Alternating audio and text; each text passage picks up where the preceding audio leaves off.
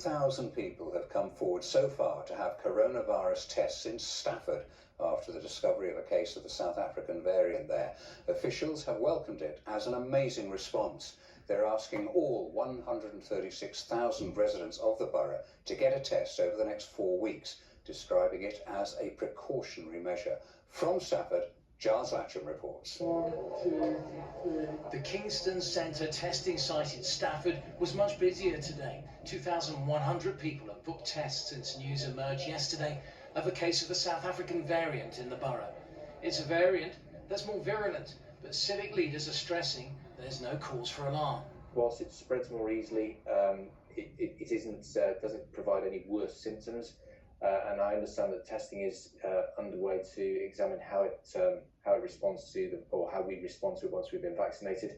But as I say, I think the priority at this moment in time is just to make sure that people are aware that they do need to get tested in the Stafford area. This centre is open 7 days a week, and since the discovery of this single case of the South African variant, pop-up testing centres are being arranged across the borough. Testing will be available for the next 4 weeks. A mile down the road, a handful of businesses still allowed to operate. They've stayed open and safe throughout. This variant, they're taking in their stride. I think the reality is that people are much more cautious and aware of it now. So yeah, I think if it's more virulent, as they say, I'm sure people will do what they can to do the right thing. It's pretty worrying considering when you've got staff.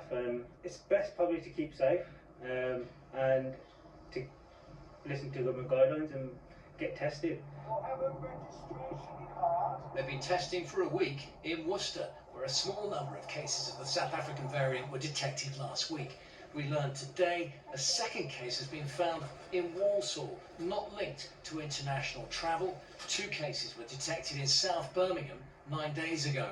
It is a concern, but currently in the UK it will be competing with the UK variant, and that variant itself is more transmissible. So it's early days, but we are concerned that if we're not careful, this South African variant could spread more and could also affect the way that people are responding to the vaccination.